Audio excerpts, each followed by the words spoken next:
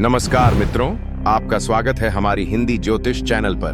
मित्रों, क्या आप जानते हैं कि स्त्रियां अपने पति से कब तक प्रेम करती हैं और वे कितनी उम्र तक अपने पतियों से प्रेम बनाए रखती हैं? मित्रों, आपने अक्सर देखा होगा कि लोग अपनी पुत्री का विवाह किसी धनवान परिवार में ही करना चाहते हैं। उनका मानना होता है कि उनकी पुत्री वहां जाकर सुखी जीवन व्यतीत करेगी। लेकिन मित्रों, यह निश्चित रूप से नहीं कहा जा सकता कि उनकी पुत्री का जीवन सुखी होगा या दुखों से भरा रहेगा। मित्रों, आज का विषय अत्यंत रोचक और विचारणीय है। आज की इस वीडियो में हम आपको एक सच्ची घटना के माध्यम से बताएंगे कि स्त्रियां कब तक पुरुषों से प्रेम करती हैं। आप सभी जानते हैं कि वर्तमान समय यानी कलयुग में हमारे पुत्र और पुत्री किसी न किसी से बातें करते हैं और अनजाने में ही सही प्रेम में पड़ जाते हैं।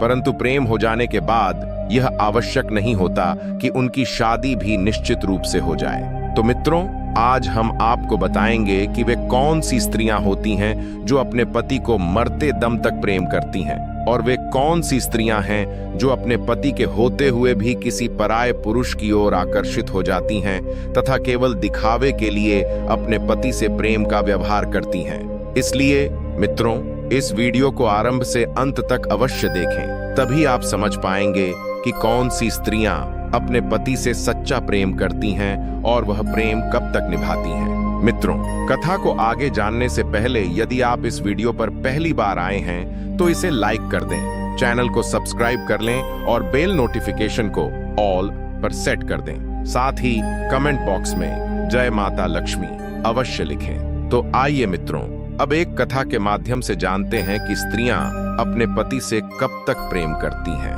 मित्रों, यह घटना उस समय की है जब देवी पार्वती और भगवान शिव कैलाश पर्वत पर विराजमान थे।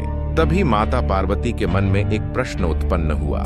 माता पार्वती भगवान शिव से विनम्रता पूर्वक पूछती हैं, हे प्रभु, आज मेरे मन में एक अत्यंत विचित्र प्रश्न उठ रहा है। यह सुनकर भगवान शिव मुस्कुराते हुए कहते हैं, हे देवी, तुम्हारे मन में जो भी प्रश्न है निसंकोच होकर मुझसे पूछो।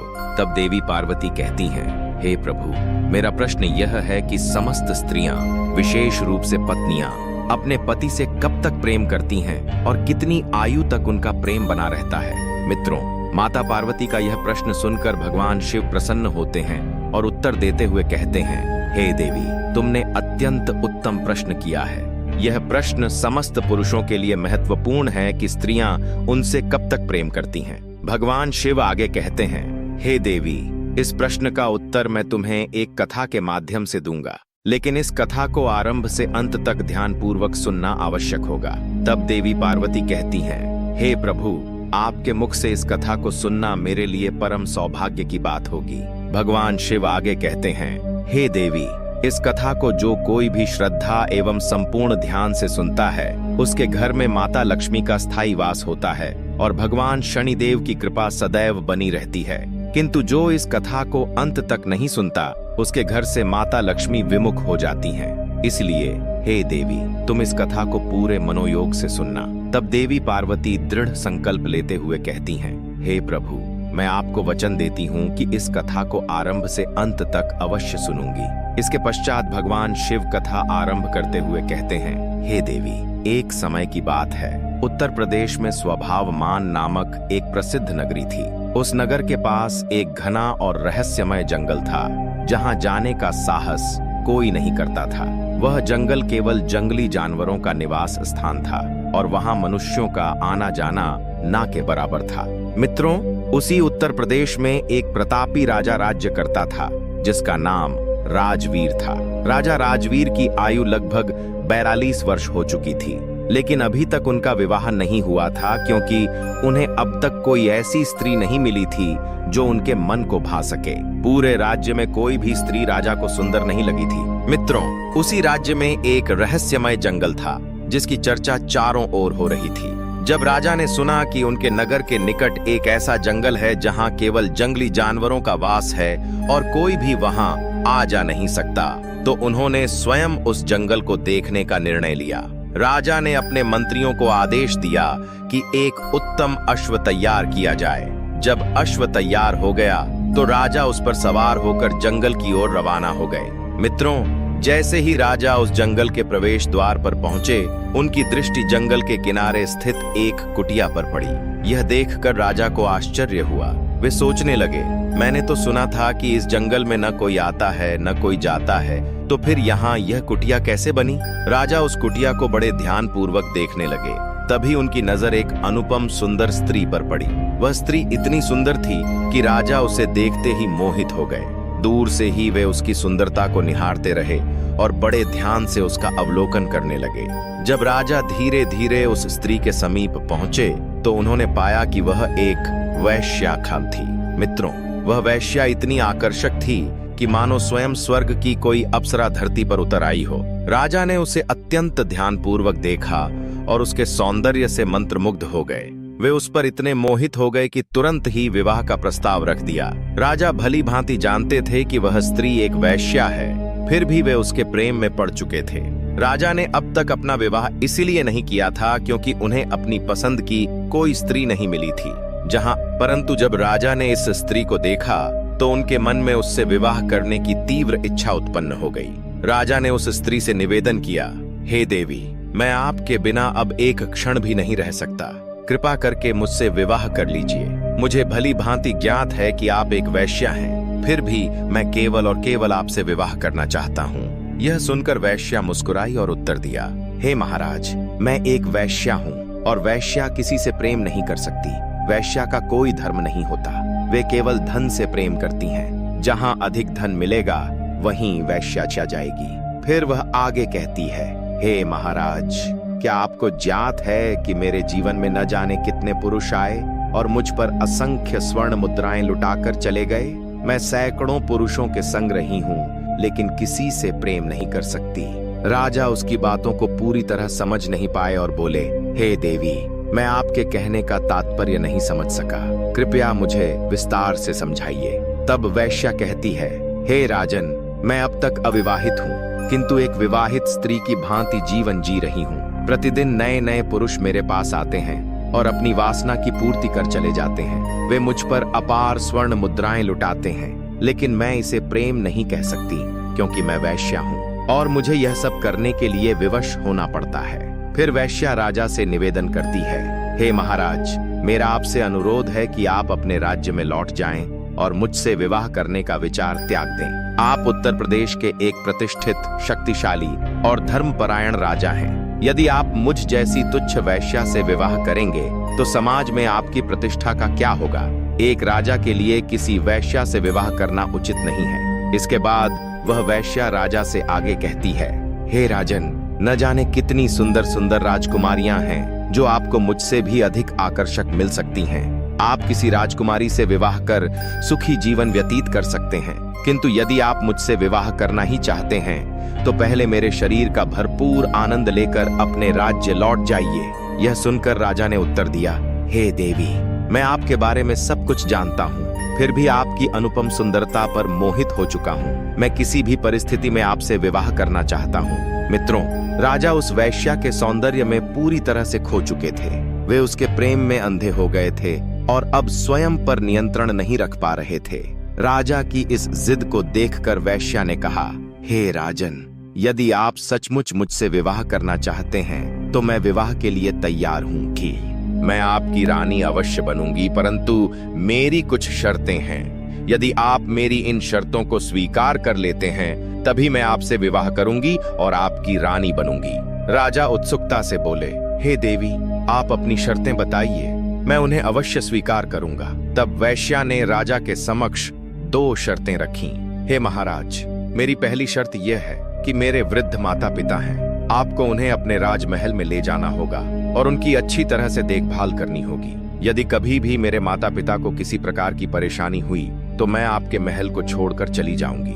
मेरी दूसरी शर्त यह है कि राजमहल में रहने के बावजूद मैं जो भी करूंगी उसमें आप कोई हस्तक्षेप नहीं करेंगे। जिस दिन आपने मुझ पर कोई भी पाबंदी लगाने की कोशिश की उसी दिन मैं महल छोड़कर चली जाऊंगी। मित्रों, राजा तो पहले ही उस वैश्या के प्रेम में पागल हो चुके थे। उन्होंने बिना कुछ सोचे समझे उसकी दोनों शर्तों को स्वीकार कर लिया और वचन दिया, हे देवी, आप जैसा कहेंगी वैसा ही होगा।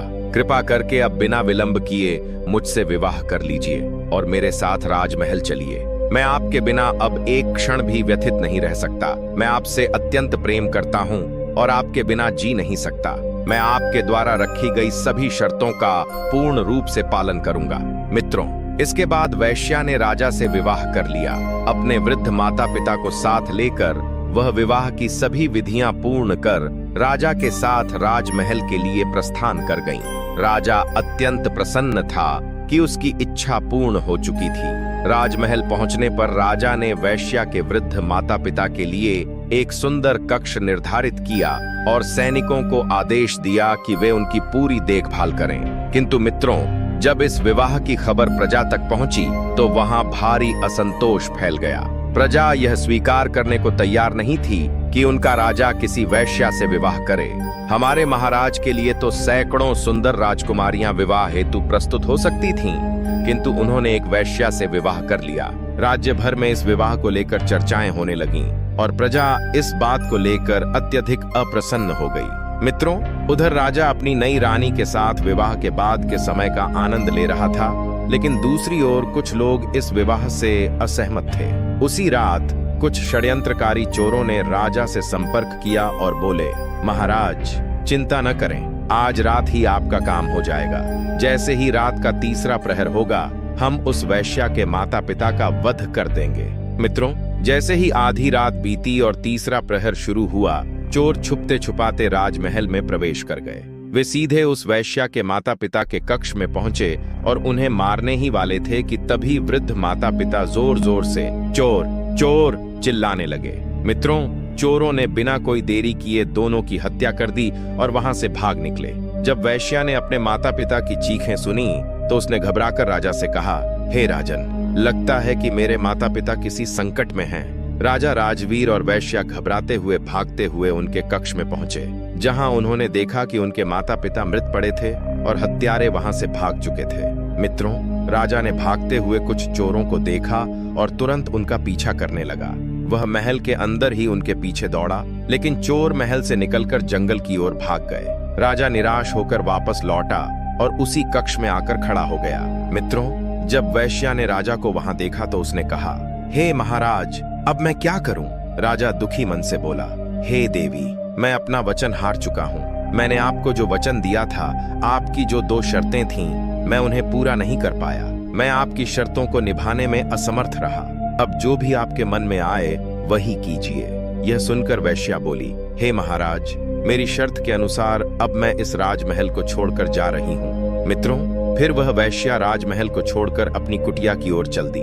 राजा उसे जाता हुआ देख रहा था, लेकिन वह अपनी शर्तों के अनुसार उसे रोक भी नहीं सकता था। राजा की आंखों में आंसू आ गए, परंतु वह विवश था। मित्रों, राजा की पत्नी अर्थात वह वैश्या महल छोड़कर चली गई। राजा अत्यंत दुखी हो गया।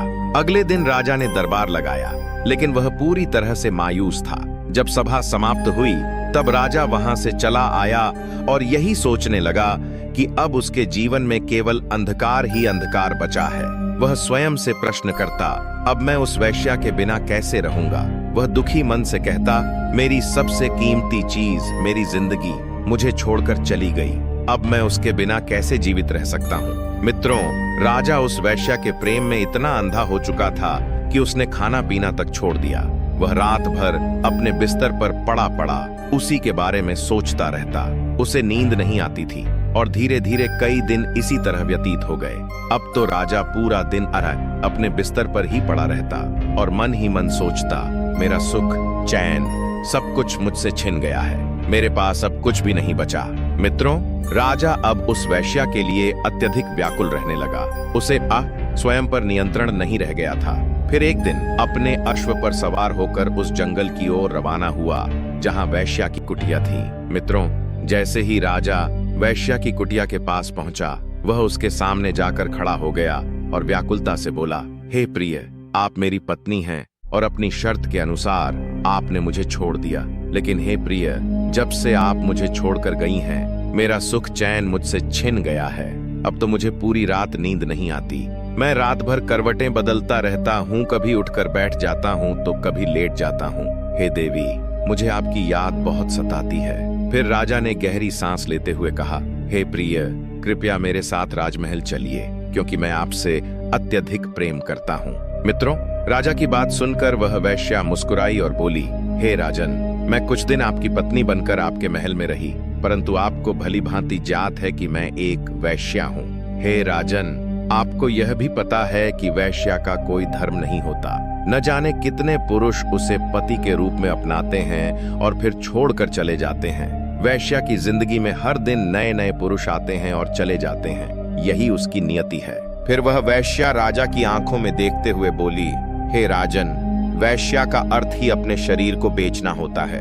वैश्या अपने शरीर को बेचकर ही अपना जीवन यापन करती है। फिर वह आगे कहती है, हे राजन, तुम्हारे जैसे न जाने कितने पुरुष हवस के पुजारी बनकर मेरे द्वार पर आते हैं। वे मेरे शरीर का भरपूर आनंद लेते हैं और फिर मुझे स्वर्ण मुद्राएं देकर चले जाते हैं। इसके बाद वैश्या ने ठंडी सांस भरते हुए कहा, हे राजन, मैंने आपकी शर्तों के अनुसार आपकी रानी बनकर महल में कुछ दिन बिताए, परंतु आप मेरी शर्तों को पूरा नहीं कर सके। इसी कारण मैंने राजमहल को छोड़ दिया। अब हे महाराज, जिद मत कीजिए, आप अपने महल वापस लौट जाइए, क्योंकि अब मैं पुनः आपके साथ नहीं जा सकती। वैश्या की यह बात सुनकर राजा कहता है, हे देवी, मैं आपके बिना नहीं रह सकता हूँ। तब वैश्या उसे उत्तर देती है, हे महाराज, आप हमारे प्रेम में इतने अधिक पागल हो चुके हैं कि यह किसी भी महान राजा को शोभा नहीं देता। आप एक प्रतापी सम्राट हैं, लेकिन यह सब आपके दर्जे के अनुरूप नहीं है। हे राजन, मैं आपको कुछ ज्ञान देने वाली हूँ, कुछ महत्वपूर्ण बातें बताऊंगी जिन्हें आपको ध्यान से सुनना होगा। मेरी पहली बात यह है कि आप जो प्रेम कर रहे हैं, यह एक राजा को शोभा नहीं देता। एक राजा का किसी वैश्या से प्रेम करना और उसे अपनी पत्नी बनाना, यह एक राजा के आदर्श के विरुद्ध है, क्योंकि वैश्या का कोई धर्म नहीं होता। वह न जाने कितने पुरुषों की वासना का शिकार बनती है और इसी तरह का जीवन जीती है। फिर वैश्या आगे कहती है, हे महाराज, आप प्रेम में अंधे मत बनिए, हमें अच्छे से समझने की कोशिश कीजिए, क्योंकि वैश्या का कोई धर्म नहीं होता। हम केवल अपने शरीर के कारण किसी न किसी पुरुष की वासना का शिकार बनती हैं। इसके बाद वह वैश्या कहती है, महाराज, मेरी दूसरी बात यह है कि मैं एक वैश्या हूँ और मेरा कोई धर्म नहीं है, लेकिन समाज की स्त्रियों का एक धर्म होता है, उनका एक रीति रिवाज होता है। समाज की स्त्रियां अपने पति के साथ रहती हैं और उनकी सेवा करती हैं। समाज की स्त्रियां अपने पति को पति परमेश्वर मानती हैं, चाहे उनका पति निर्बल हो या बलहीन। लेकिन हे राजन, यह बात हम वैश्या पर लागू नहीं होती, क्योंकि हम वैश्या अपना जीवन अलग तरीके से जीती हैं। समाज की स्त्रियां चाहती हैं कि उनका पति किसी और स्त्री के पास न जाए, वह किसी अन्य स्त्री की हवस का शिकार न बने। उनका कर्तव्य है कि वे अपने पति की सेवा करें, क्योंकि एक स्त्री अपने पति के लिए हर दर्द सहन कर सकती है। महाराज, समाज की स्त्रियां यही चाहती हैं कि उनका पति किसी अन्य स्त्री के पास न जाए। वे चाहती हैं कि उनका पति केवल उनके साथ रहे, क्योंकि वे जानती हैं कि वे अपने पति को पूरी तरह से खुश रख सकती हैं। इसलिए एक राजा को समाज की किसी स्त्री से विवाह करना चाहिए। हे राजन, हम वैश्या का कोई धर्म नहीं होता। हम जहाँ धन पाते हैं वहीं चले जाते हैं। हमारी भूमिका तो यही होती है कि अपने शरीर को बेचकर अपना पेट भरें, और जहाँ हमें अधिक धन मिलता है वहीं हम उसी पुरुष की रानी बन जाती हैं। जब तक वह हमें धन देता है तब तक हम उसके साथ रहती हैं, और जब उसका समय समाप्त हो जाता है तो हम किसी और के पास चली जाती हैं। इसलिए महाराज, हमारी जैसी वैश्या का कोई धर्म नहीं होता, किंतु समाज की स्त्रियों और पुरुषों का धर्म यह है कि वे अपने परिवार को कभी न छोड़ें, विशेष रूप से तब जब उनके पास धन की कमी हो। स्त्रियां अपने पति और बच्चों को छोड़कर किसी धनवान पुरुष के पास न जाएं, क्योंकि यही उनका कर्तव्य है। राजन, चाहे पति निर्धन ही क्यों न हो, पत्नी को हमेशा अपने धर्म का पालन करना चाहिए। उसे अपने पति के साथ रहना चाहिए और उसका सहयोग करना चाहिए। और ऐसा नहीं होना चाहिए कि जब पति के पास धन की कमी हो तो पत्नी अपने पति को ताने दे या उनसे झगड़ा करे। यदि पत्नी अपने निर्धन पति से लड़ाई झगड़ा करती है तो उसके घर में कभी भी माँ लक्ष्मी का वास नहीं होगा। उनका घर और भी अधिक कंगाल हो जाएगा। यदि माँ लक्ष्मी उनके घर आती भी हैं तो वे एक दरवाजे से आकर दूसरे दरवाजे से चली जाएंगी। चाहे परिस्थितियां कितनी भी कठिन क्यों न हो, पत्नी को हमेशा अपने पति से प्रेम करना चाहिए। हे महाराज, एक राजा का सामाजिक और धार्मिक दायित्व अत्यंत महत्वपूर्ण होता है।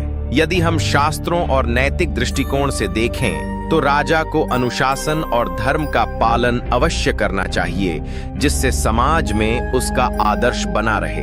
राजा को अपने व्यक्तिगत जीवन में संयम रखना चाहिए। उसे अपनी जिम्मेदारियों और कर्तव्यों को प्राथमिकता देनी चाहिए। एक वैश्या के साथ संबंध का उद्देश्य केवल शारीरिक सुख नहीं होना चाहिए, बल्कि राजा को अपने कर्तव्यों का पालन करते हुए अपने राज्य और प्रजा के प्रति भी जिम्मेदार रहना चाहिए। संबंधों में स्पष्टता और पारदर्शिता आवश्यक है। राजा को वैश्या के साथ किसी भी प्रकार की धोखाधड़ी या छुपे हुए उद्देश्य से बचना चाहिए।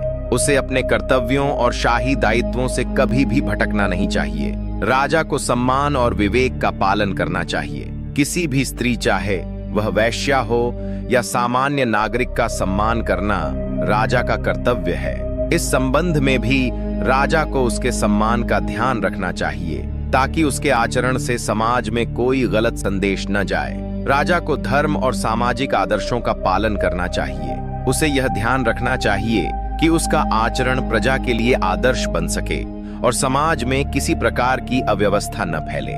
इसके साथ ही राजा को यह भी समझना चाहिए कि वैश्या का कोई निश्चित धर्म नहीं होता, क्योंकि वह अपने जीविकोपार्जन के लिए अपने शरीर को बेचती है। ऐसे में स्त्री को हमेशा इस बात का ध्यान रखना चाहिए कि वह किसी भी प्रकार के पाप कार्यों से बचते हुए अपने जीवन को सही दिशा में मार्गदर्शित करे।